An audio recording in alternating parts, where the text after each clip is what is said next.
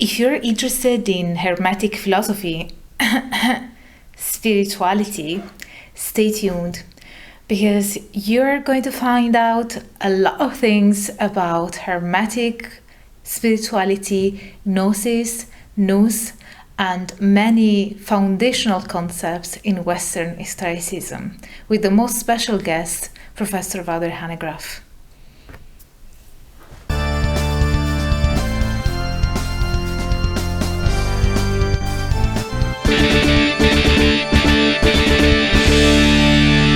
Hello everyone, I'm Dr. Angela Puca and welcome to my symposium.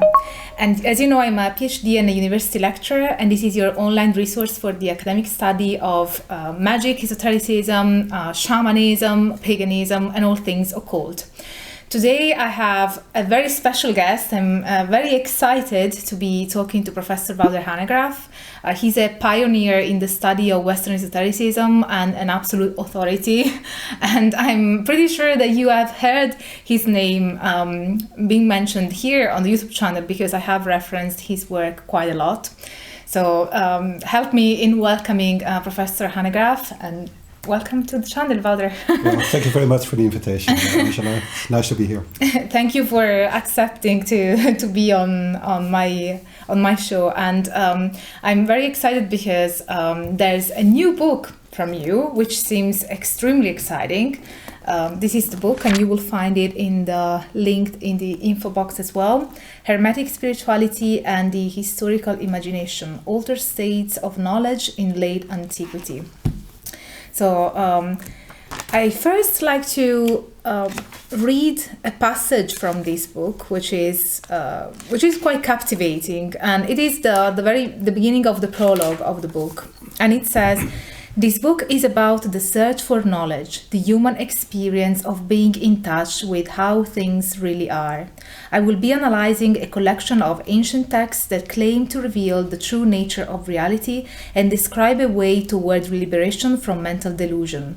Their anonymous authors refer to such knowledge as Gnosis, and described it as ultimately inexpressible in human language. And yet they were using language to make such claims, and in writing a book about them, I have been doing the same. Can scholars tell the truth about truths beyond scholarship? Or can truth not be told by only experience?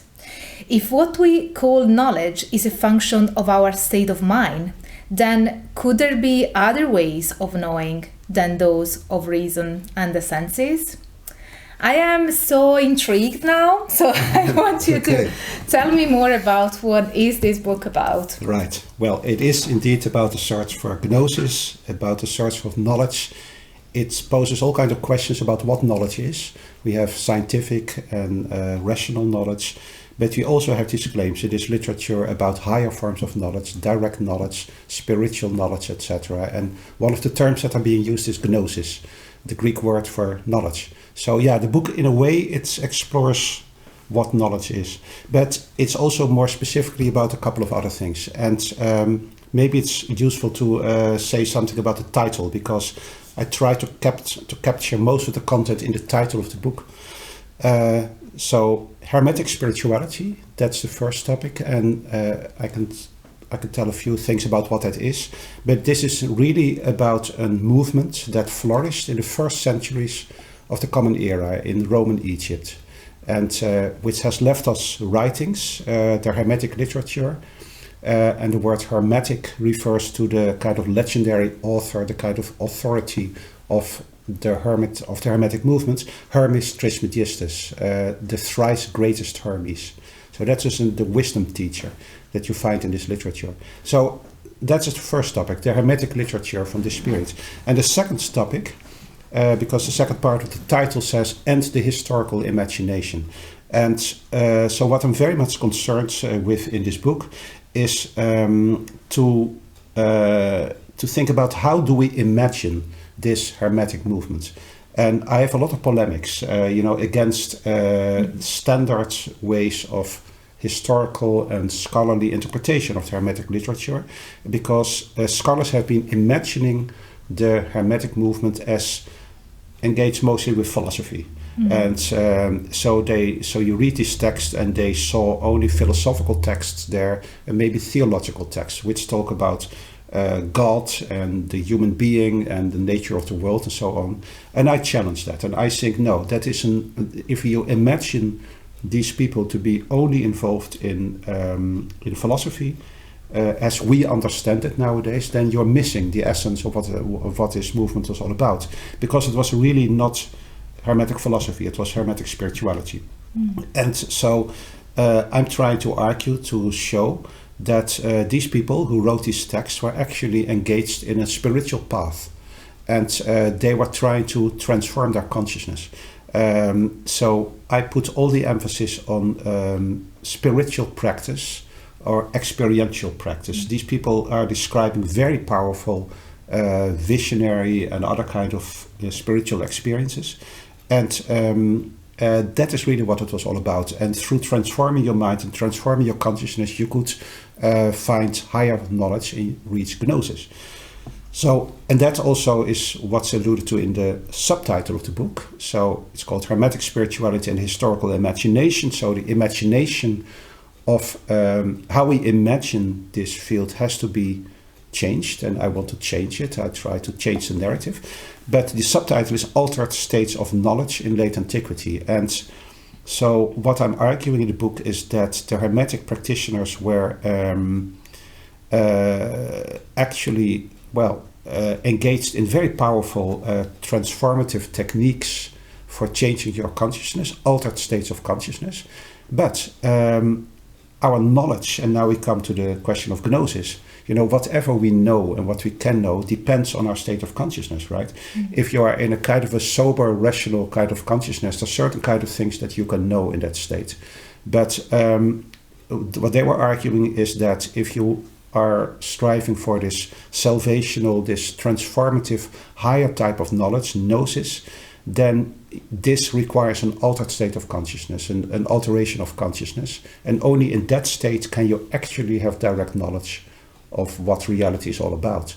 So altered states of consciousness imply altered states of knowledge.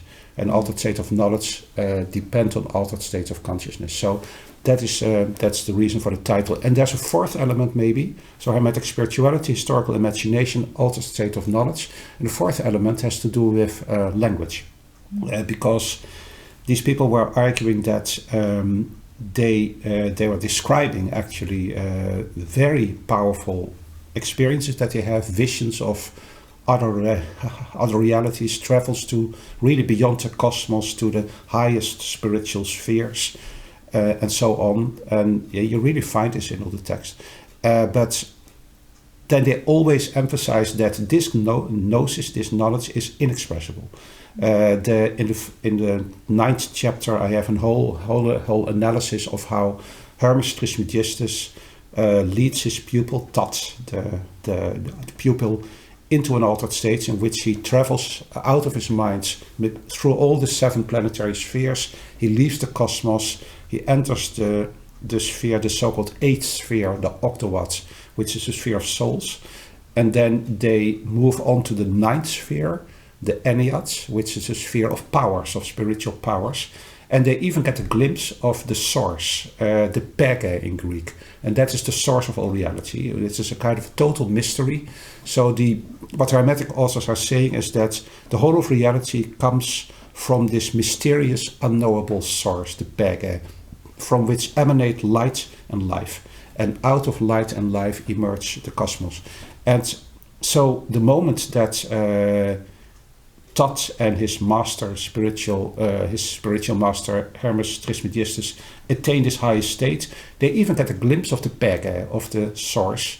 And then Tat says, well, I see this, and it is impossible to put this in words. And they keep saying there's no way of putting words, of using words to explain what this is all about. So this is direct knowledge, this is direct gnosis. That is so they attain the direct ultimate gnosis.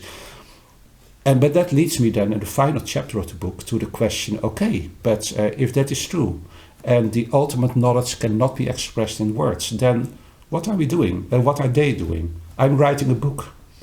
but whatever is most important for them cannot be written down in words. So am I wasting my time writing a book about this? And what about them? They're writing text in Greek and in Coptic, to talk about these experiences. And at the same time they say, you know, whatever it's really all about, I cannot write in words, I cannot write it down.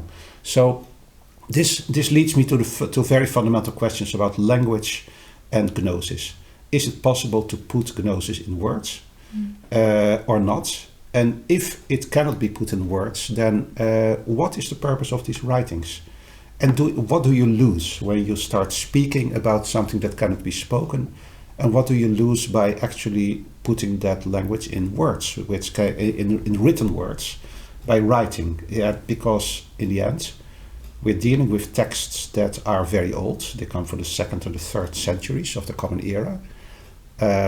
They have been transmitted through the centuries, and all kinds of stuff has happened with them. I talk about how they have been rewritten by Christian scribes who copied those texts, but probably changed the meaning to make it more congenial to their own Christian theological beliefs. So we cannot always even trust the sources. So you have a long process of transmission, and now here in the 21st century we're reading these texts, and that's all that remains of an experience that could not be put into words. So this is kind of like you try to work your way back towards something that happened a long time ago, experiences of people who are long dead, who experienced something transformative, and now you have to try to somehow reconstruct that knowledge and write about it in words, which they say is not possible. So there's the paradox. How do you use language to talk about what goes beyond language? So I grapple with that in all kinds of ways. So this is a bit, in a nutshell, what the whole book is all about. Yeah, I find it extremely interesting. But that makes me think. So how would you define Gnosis? Because you're saying that is Gnosis is something that cannot be put into words. Yeah. But I'm understanding from this that the experience of Gnosis is something that you cannot put into words. But when we are trying as scholars to define what people mean by, what you mean in these specific contexts by Gnosis, what would be the definition that you would give to Gnosis? If there is one. The question is whether it can be defined at all. That's the question. I think one thing I'd like to say about this, which is I think actually very important, has to do with the English language and the limits of the English language. We talk about Gnosis and we talk about knowledge. Now it comes from an Indo-European root, gno, which goes very, very far back. And there are actually two words for knowledge. In most languages, in most European languages, like French or German, no doubt Italian as well.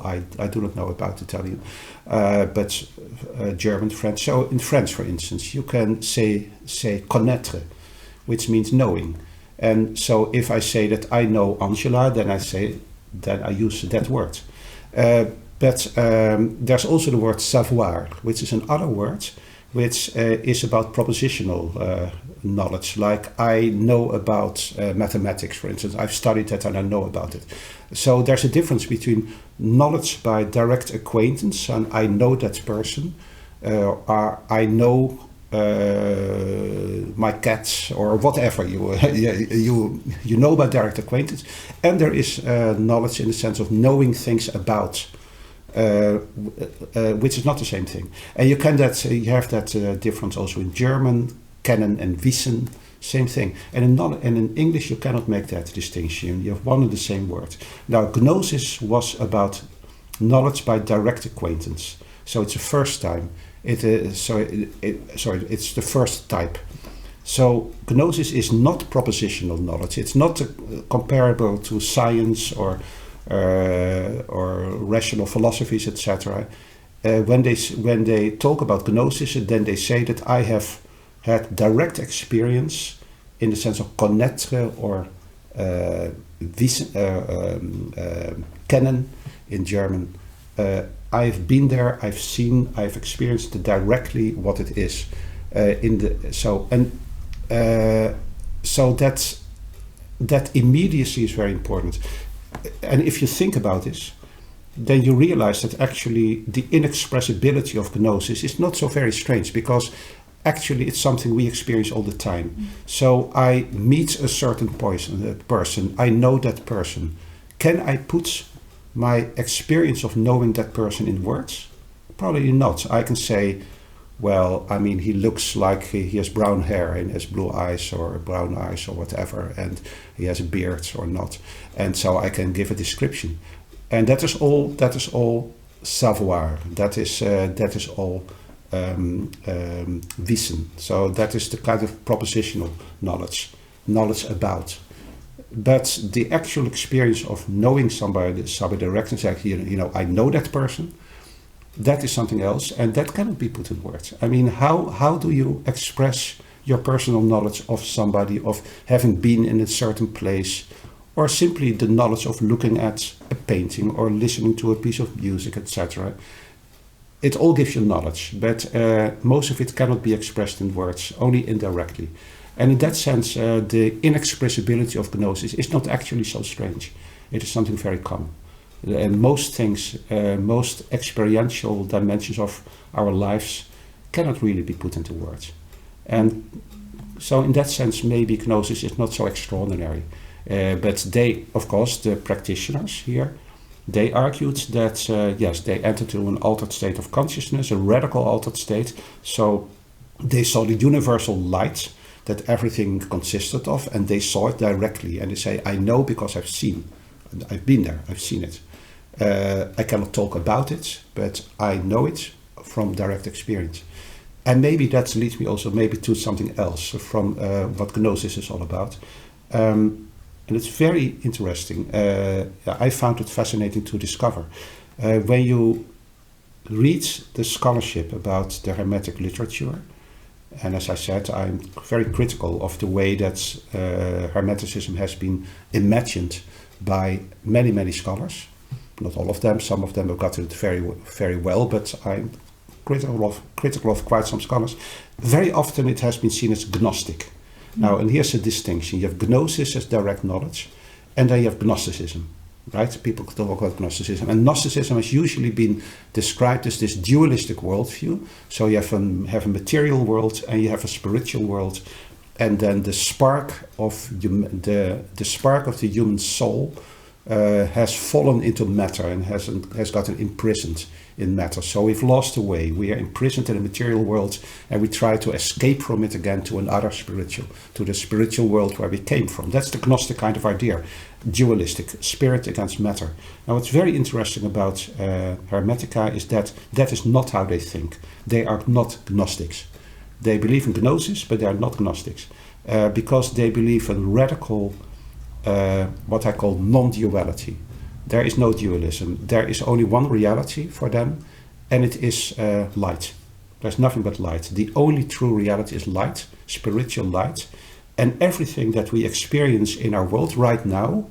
You're looking at this movie, and you are seeing us, and you see me, and that is all of that is illusion for them. That is all the effect of a lower type of consciousness. So what they say, it is very radical, is that the human soul comes from the perfect unity of universal light. We are light. We are nothing else but light. That's the only true reality. But then the soul descends into a reality that we experience as material, and we think we have a body and we experience all that, but actually none of that is really, really true. So we fall into a delusion, and that is necessary in order to live your life in the world. Which means that actually our whole life, the present reality as we experience it, is an altered state of consciousness. We are constantly in an altered state of consciousness. We do not experience the world as it really is. And Gnosis means not actually getting into a strange, weird, altered state that takes you away from normal consciousness. It's actually the other way around. You regain knowledge of who you really are, and where you really come from. Because all is light, and we are light, and there's nothing else but light. That's what they say. And everything that looks like darkness and that looks like duality or like fragmentation or and all the kind of everything that is not light is ultimately a delusion. And so the whole path of Gnosis is really a path of overcoming our dualistic consciousness and opening our eyes to the true nature of reality, which is light. And this is very radical. So everything we take to be real is not actually real. And the only true reality is so completely, utterly non-dualistic that it is very hard, if not impossible, for us to even try to imagine it. So it's a very radical worldview, but it's totally it is not Gnostic, it is not dualistic, it is monistic or non-dualistic. And then there's another element. If I just may just continue, if that's okay. Yeah. Now that I'm getting a bit warmed up, let me continue this. Also, there are two main points that I make about the Hermetic literature. One is it's radical, non-dualistic. There's nothing but light. That's it. And Gnosis means seeing the light that you are and realizing that the light that you are yourself is ultimately not different from the light of God. It's one and the same. So you're seeing the light of divinity, which is actually your own essence. There's no difference. Okay, that's very radical. But then you do get embodied, and you do experience a life in the body, right? And like we all do. Now, this does not mean that you enter into a kind of a prison of matter, like the traditional stereotypical Gnostics would say. No, actually, what it means is that your perfect, pure consciousness of light gets altered, and you sink into a state of delusion, and that is the world that we are living in. Now, then you might say that is wrong, and that's a pity. So we should not get embodied, and so the Gnostics would say, the kind of stereotypical Gnostics would say, we should never have gotten into a body. Matter is bad, and we have to escape from matter. That's not what the Hermetic authors are saying. Very interestingly, they are very positive about embodiment. So even though embodiment means that you lose your awareness of the true light of reality, it doesn't mean that we should not get embodied. We actually should get embodied. They're very positive about it. Why? Well, embodiment means that we, from purely spiritual beings, we become double beings. We become double humans who are partly spiritual and partly material, or experience ourselves as partly material. And this doubleness of human beings, the fact that we are both material, bodily, and spiritual at the same time, means that we can do something unique. The divine beings cannot do that. They are totally spiritual. We have this unique ability to bring spiritual realities into matter and into the body. And the goal is not to escape from matter and from the body to a spiritual world. It's exactly the other way around. What they're saying, our goal and our task and our task as human beings is to bring spiritual realities into the world, to embodiment, to embody them in the world. I mean, there is this famous story by Plato about the cave. Everybody knows it. So the notion that human beings are living their lives in the cave of ignorance, and we are looking at shadows at the wall, but it's not a true reality. We have to escape from the cave, and then we will see reality as it really is. Now, interestingly, the Hermetic literature is based upon a very different kind of Platonic story, which is taught by a woman. So there's a very strong feminine element here, which has been overlooked, I think. It is not about escaping from the cave.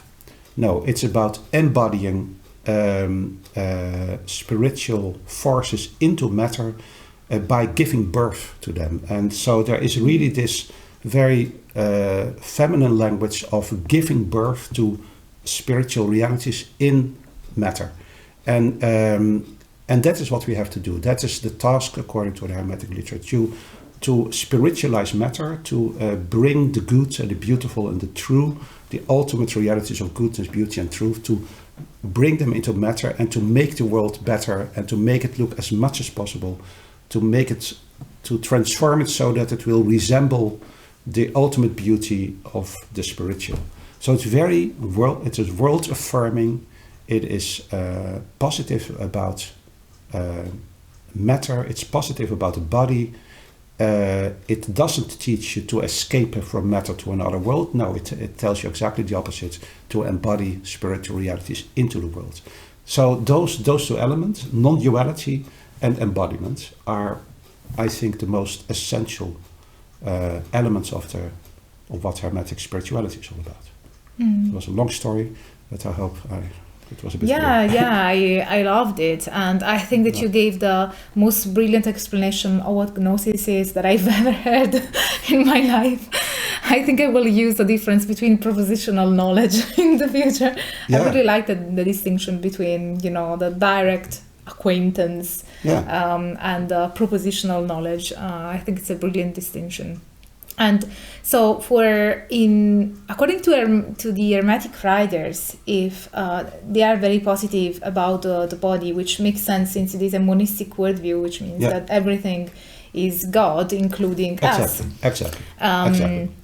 So it makes sense in a monistic worldview that the body is not a prison, but rather part of the divine. Yes. So how is it possible to spiritualize matter, to sort of get reacquainted with that light?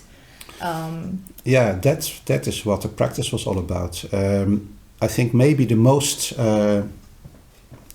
the strongest example, maybe I can answer this by adding something to it. What I try to explain in the book, that there are 3 stages that I highlight that you find in the Hermetic literature, which are really transformative.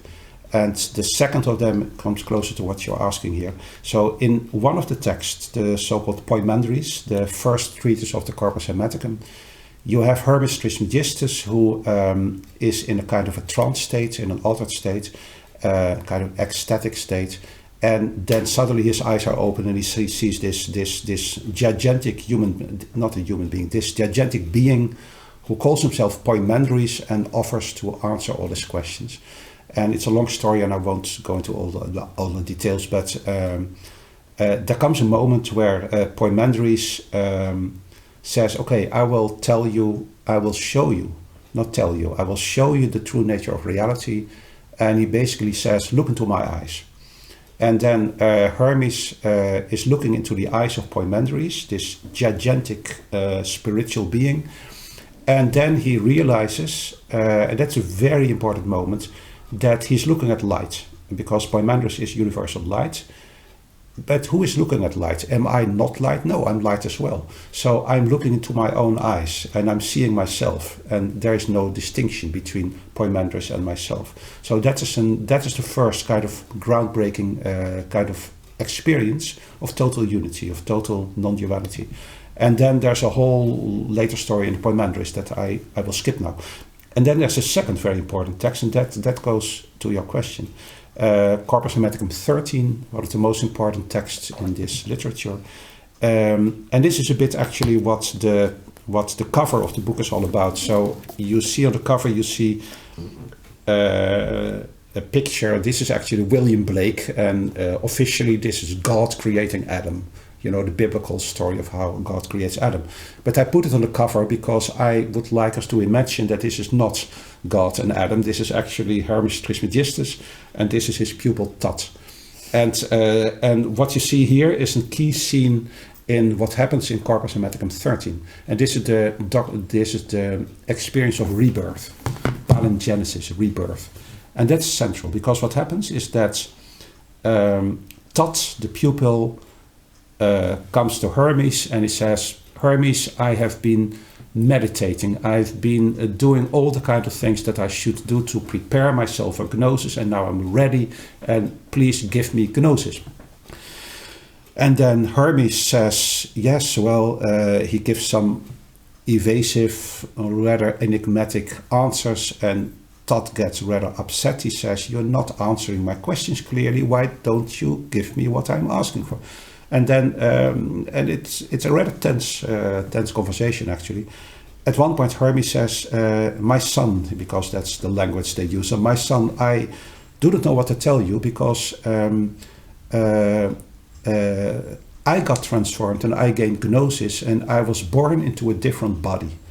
I was born into a different body, and I am no longer the person that you are used to, and my true reality, my true spiritual body is invisible for you. And I do not know what to say about this. This has to happen to you, and as long as it hasn't happened to you, you will not understand what I'm talking about." And that is rather frustrating for Todd. It's a wonderful dialogue. Todd gets really angry and disappointed. He says, looking at your material body, the spiritual body, I cannot see it. But then at one point he gets into a strange altered state. He gets into a state of mania, is the Greek word, is what's at the bottom of the word, like manic, etc. So he gets some kind of strange, he starts to feel very strange.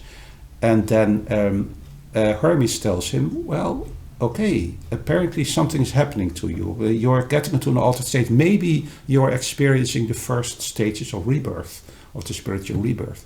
Maybe." But Todd still does not see Hermes' body, his spiritual body. And he gets more and more frustrated. And then there comes a moment that that Hermes Trismegistus said, "Okay, you're ready for the rebirth, and let me do what needs to be done."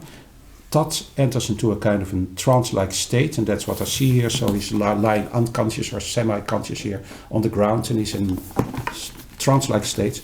And then Hermes starts to invoke 10 powers of light, which are invoked one by one into the body of Todd. And these 10 powers expel or exorcise or drive out the 12 powers of darkness that are present in Todd's body. And so Todd is really surprised to hear that there are demonic powers in his body, but that's the case. So what is the story? You have the signs of the zodiac, 12 signs. Those signs of the zodiac correspond to 12 demonic powers which take possession of everybody's body at the moment we are born. So this happens to all of us, according to the Hermetic authors. The moment we are born at a specific time and specific place that is presided over by all kinds of demonic entities that are linked to the zodiac. And so you're born at a specific time and place, and then those specific powers enter your body and your soul. They take possession of your body and they stay there for the duration of your life. So all of us, you, Angela, and me, whether we like it or not, we are inhabited by demonic powers, according to the Hermetic I always literature. knew it. Yeah, and these demonic powers, they are responsible for the fact that we do not see reality as it really is. They keep us chained to the senses, and so on and so forth. And in order to receive Gnosis, they have to be expelled. And that happens in Corpus Hermeticum 13. So these 12 powers, and actually there are more, there are many more, he says, but it's mostly 12. They are linked to negative qualities, like a very negative passions, like anger and lust and sadness and depression and all these kind of things. They weigh us down, they influence us. They have to be expelled, and that happens in Corpus Hermeticum 13 by the 10 powers of light that are being invoked. And in the Hermetic cosmos, there are really 10 levels. So you have 12 signs of the zodiac and 10 powers of light. And 7 of them are linked to the 7 planetary spheres. And then there are 3 more which are linked to the highest levels beyond the cosmos. The octawatts, which is the realm of life, of universal life. The enneads, which is the realm of universal light. And then the Pega itself, the source, the ultimate mysterious source of being. Now, all those powers of light are invoked by Hermes into Todd's body, And they just drive out the demonic powers. And these demonic, I should not say demonic, that's really daimonic, that's the Greek word, daimons. And they drive out these demonic powers, and they leave with a rushing of wings, as the Greek text says. So they really like you feel like these demonic entities are flying away, you know, driven away by the powers of light. And after that, when that happens, Thoth gets totally transformed, because these 10 powers of light weave themselves into a body of light, which takes the place of the daimonic beings and now resides in his physical body. So he's no longer inhabited by daimonic powers of darkness, but by noetic powers of light. And that's what happens. And the moment that this happens, and it's a very dramatic key moment in the Hermetic process, the consciousness of Thoth changes completely. So when you get born, your consciousness gets constricted in terms of time and space. At the moment that you get reborn, the universal boundless light takes possession of your body. And this light is beyond time and space. And this means that Thoth suddenly gets access to the universal consciousness of divinity itself. And he says that I am everywhere. I am in clouds and in mountains and in the earth and in the sea, and there are no boundaries to his consciousness anymore. He gains what is known as cosmic consciousness. So, and it's very dramatic. He describes this: I'm everywhere. I see everything. There are no limitations to my knowledge anymore. So that is the experience of rebirth. And the interesting thing is here that according to the Hermetic literature, then it is possible to gain salvational knowledge, Gnosis, while still being in the body. You don't have to leave the body and the cosmos to find it. You can get it here. So you can get reborn, and then you can still walk around like everybody. You can still interact with people, but your true body is no longer daimonic. It is a body of light. And you can be active in the world. You can try to make the world a better place, because that is what the process is all about, to improve the world, to bring goodness, beauty and truth into the world. And now that Thoth is reborn, he is capable of doing it. Now he can do it. And so that's the second phase. And then there's the third phase. Now Thoth has gained cosmic consciousness. His mind is everywhere. His mind is limitless. And but then he's still in the cosmos. It's cosmic consciousness. He's not beyond the cosmos. And then there is a third key text, known as the Octawat and the Ennead, or the 8th and the 9th. That's just a text in Coptic that was discovered very recently in 1945 in Nag Hammadi in Egypt, which is really new. So it has revolutionized our understanding of the Hermetic. And now in this text you see that the reborn Thoth and his master Hermes do a ritual, which happens in the context of the brethren, of the brotherhood, because you must imagine some kind of brother and sisterhood. I think it is really it's male-female. The Hermetic literature was open to men and women, and so they are sitting there, probably in a circle. You have to imagine, and then Hermes leads Thoth into an altered state again. Which allows him to actually leave the cosmos and go beyond cosmic consciousness. He leaves the body, and then he actually leaves the body. And he comes to the Octawat of life, to the Ennead of light, and then he glimpses the Pega. So that is what I referred to at the beginning. So that is the highest experience. And one thing that I discovered, and which I have to say I'm a bit proud of that I discovered it, because nobody else had seen it, is that there is a formula during this moment of ascent to the highest spheres. And you see in the Greek, or in the Coptic actually, you see the Greek vowels, the vowels of the Greek alphabet, which are being pronounced according to a certain order. And it turns out that these vowels were linked to the planets. So each of the 7 vowels of the Greek alphabet is linked to one of the 7 planets. But they were also linked to the 7 tones of the musical scale. So you can actually sing them.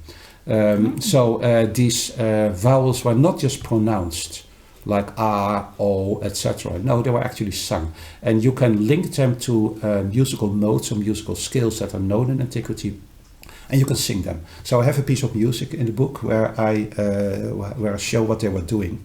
And I'm convinced that what happened is that Tot and Hermes are standing there in the circle. They enter into a deep meditative state. They probably hold each other by the shoulders. That is what I think is happening. They both with their eyes closed, and then they start singing these vowels, and the brethren answer. So you sing an alpha. The first notes are ah, and then the brethren sing the omega, the last of the 7 vowels, and they respond. And then you sing the next letter, and you get a response, and it gets more intense and stronger and longer. And with every vowel, the consciousness of these 2 people rises up through the planetary sphere until they're at the top, the highest level, and then they go beyond it and they experience the 8th and the 9th and the source. So it's a very dramatic description of a radical altered state of consciousness, a radical visionary state which leads finally to a unitary experience of non-duality, direct gnosis, which cannot be put in words. And then the final thing that I found very important, then that has happened. So Tot has gained perfect gnosis. He has seen the source, he has seen the light. So, well, that's the end of the story. And then you find a very interesting epilogue after this whole description. And then you see Hermes and Tot sitting together after the ceremony is over. So the ceremony is over, the incense has wafted away, the sounds have stopped, we're back in the normal world, right? And they're sitting there talking about what happened. And then Hermes tells Tot, write it all down so that it will not be forgotten. And then Tot says, I will write it all down, not just write it down, he has to engrave it in the stone plaquettes, which has to be put in the temple, and there's all kinds of ritual instructions about this. And so write it all down so that it will not be forgotten. And the whole 10th chapter of my book is then about the question, yes, but isn't that strange? You have had an experience that cannot be expressed, and now you say, write it down. It cannot be written down, that's the whole point. So what are you going to write down? Only everything that's not essential. Now, okay, this leads me on to a long 10th chapter about the relation between ultimate gnosis and language. Is language able at all to say something about these things? And I use Jacques Derrida, the famous French deconstructionist philosopher, and I use the German philosopher Hans-Georg Gadamer, the great hermeneutic philosopher, and I confront those two with one another, and I try to say something about what to say about the unsayable, how to write about what cannot be written down. And what's your conclusion? How can you write about or talk about what cannot be? Well, what I'm actually saying in the end is that there is something peculiar about texts. Texts can speak. Texts can have agency. Texts are not just kind of passive transmitters of knowledge. So I've had an experience, I write it down, and then you decode my text, and then you understand what I mean. Texts themselves can have a power of themselves, which goes beyond what the author was planning to write. And I think there is, this would go a bit far. I haven't, I'm not even sure whether I can explain this in, by words, because it's a rather complicated argument. You have to read the book. But I'm referring to a very famous passage by Plato in the Phaedrus, one of the most important dialogues by Plato about love, and where Tot is talking with Ammon. Now, Tot is the Egyptian name for Hermes, let's say. So Hermes and Tot. So the Greeks would talk about Hermes, and the Egyptian would call him Tot. Now, this god Tot is the inventor of writing, and he is talking with the supreme god Ammon, who is like the supreme source, the ultimate god, and he is saying to Ammon, I have made a fantastic invention, writing, And now people will be able to not to forget what they have experienced, but we will be able to transmit knowledge over time through writing. And isn't that fantastic? And then Ammon, the supreme God, is not so impressed. He says, well, so you call this a drug of reminding, and the word drug is being used, and the pharmacon. So writing is a drug, actually, which has an effect on your mind. And he says this drug of reminding is actually,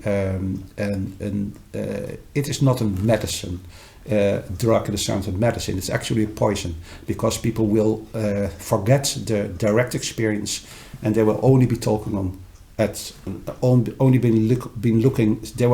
looking at written words, which take the place of the true experience.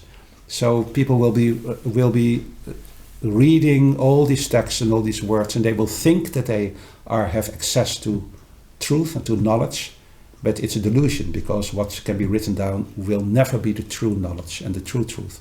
So it's a drug of delusion that you have invented. So Ammon is very critical about writing, and Tot is the inventor of writing, and he tried to promote it. Well, so I talk about this, and at the very end of my 10th chapter, it's called Tot's Secrets, and I say Tot, the inventor of writing, did have a trick, and even the supreme God didn't understand this.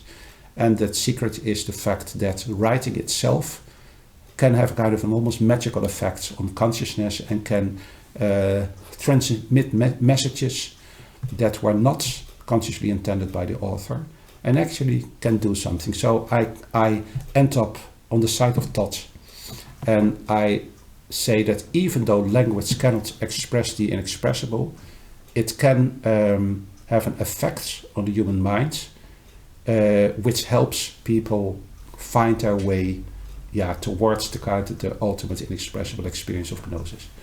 Okay. I think this is brilliant, because it's not about language explaining things. It's more about language triggering an effect. Yes. Creating a resonance. Exactly. Creates a resonance within you, and it becomes transformative. And then you can access that gnosis, not because of the information, but because of that trigger that sequence of words have sort of created within you. Well, thank you very much for formulating it like that, because that's exactly the point. You got exactly the point. So apparently I was a bit clear in the way I explained it, because that's exactly the point. I have also a whole section about logos. And so the Greek word logos is of course at the origin of terms like logic, and it's about speaking, speech, and reason also, etc. And that's exactly the point. So for Plato, and also for the Hermetic authors, logos is speech, the spoken word, not a written word, the spoken word. And the suggestion is that logos, speech, the human speech, is not just a kind of consists of signifiers, that semiotic signifiers, but it's an active force. It does something. It is an energy, and that's the way that you have to understand the Hermetic literature. Also, it's about noetic energies that have a direct physical and mental and soul effect on the hearer. So, when I would be a Hermetic teacher, which I'm not, then I would not just be giving information by speaking. I would actually have a direct spiritual effect on you by my words, which have energy, which are loaded with energy. That's the idea.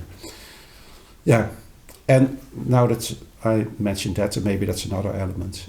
So you have logos, speech, which is powerful, which is real direct energetic power, and it can convey Nous, and that's a term that we should be talking about. We haven't touched upon yet, and maybe that's the last thing I should talk about. The good segue. Yeah, because we mentioned that we wanted to talk about Nous.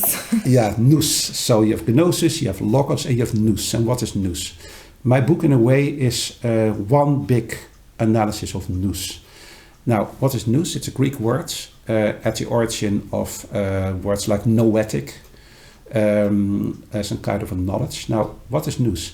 The problem is if you read the Hermetic literature in the normal English translations, then almost always Nous gets translated as intellect or mind.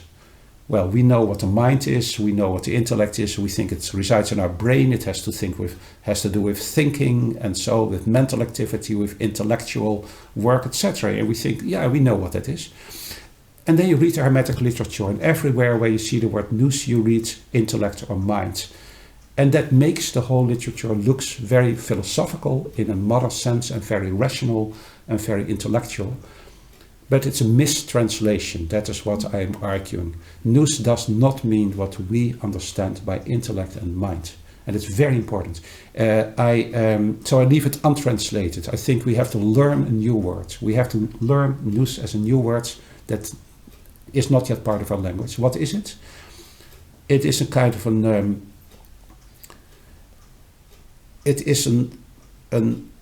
it is basically the instrument that allows us to have Gnosis. Mm-hmm. So we have an ability in our mind, when I use the word mind again, we have a kind of an ability, an inherent ability to have direct